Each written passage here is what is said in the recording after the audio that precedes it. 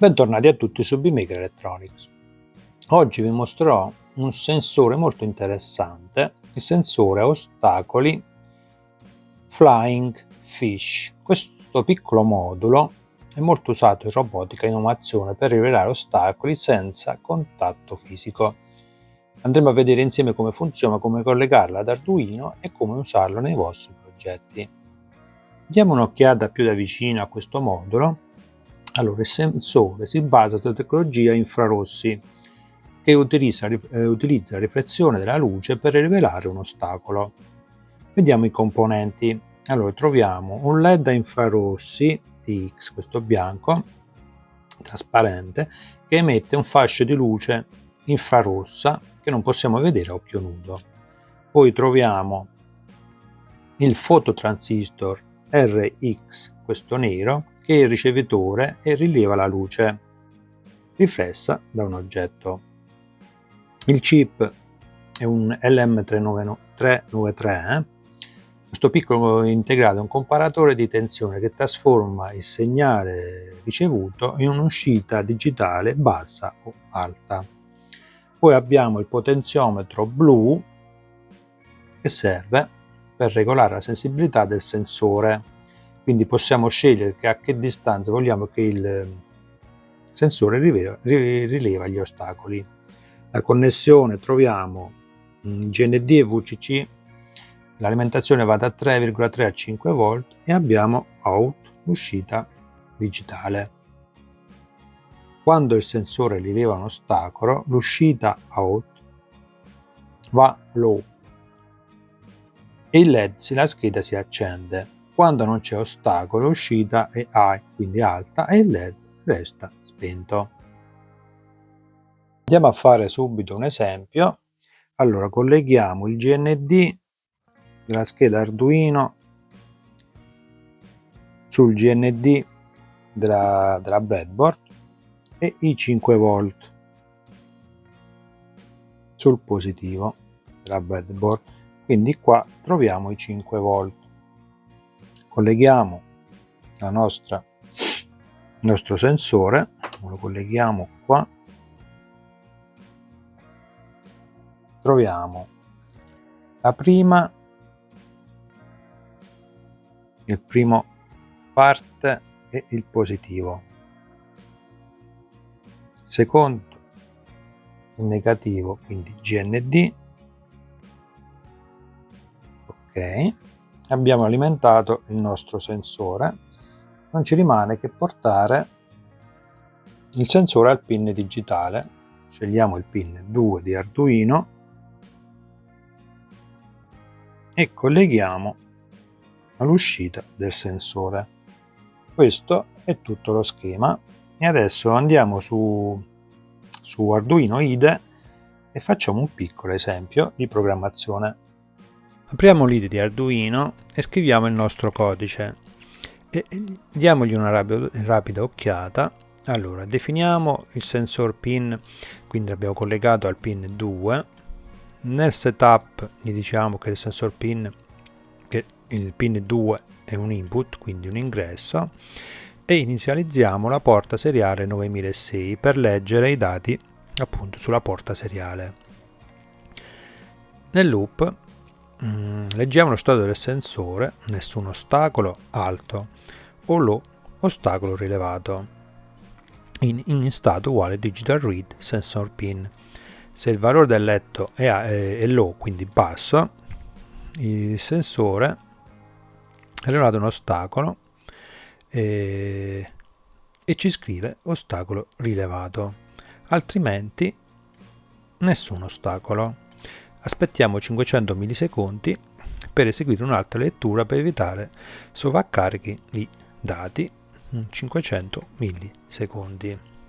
Proviamo a mandare su Arduino. Allora, ho collegato Arduino, io ho un Arduino R4 Wi-Fi e mandiamo sulla scheda, vediamo se funziona. Quindi abbiamo detto nessun ostacolo high, un ostacolo low. La scheda si è accesa, lo sposto un attimo, si vede meglio. è accesa verde la lucetta.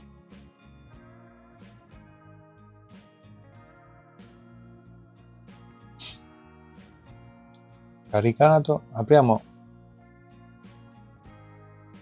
Ok, ci dice nessun ostacolo. Aspettate che zoom un attimo.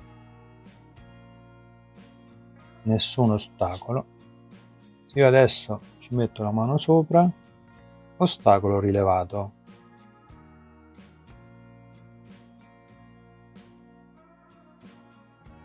Troviamo anche sul sensore i LED che si accendono.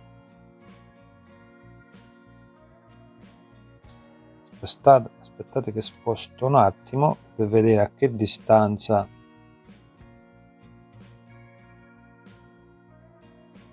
diciamo intorno a 10 centimetri.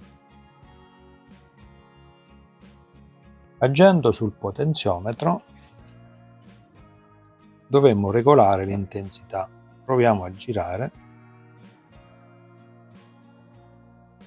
Infatti adesso no, rimane sempre acceso. Spostiamo.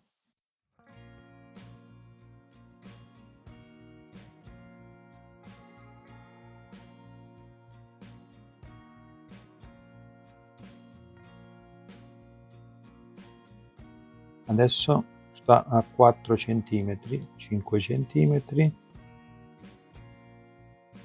abbastanza preciso, diciamo. Qua non so se riuscite a vedere.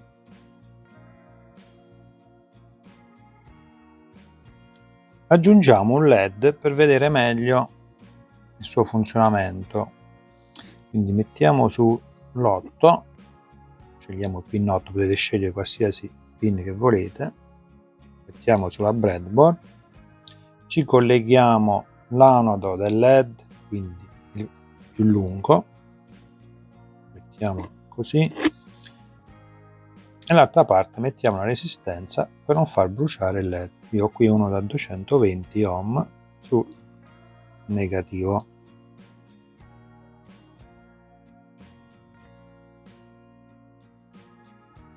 Aggiorniamo il codice. Allora, aggiornato il codice, ho aggiunto il LED pin 8, che è il pin del LED che abbiamo collegato.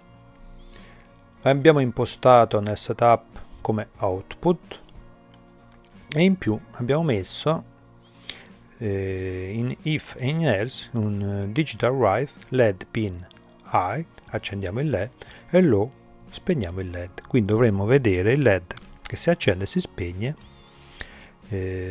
quando rileviamo un ostacolo. Ok, mandiamo, accendo la telecamera, Arduino si sta caricando.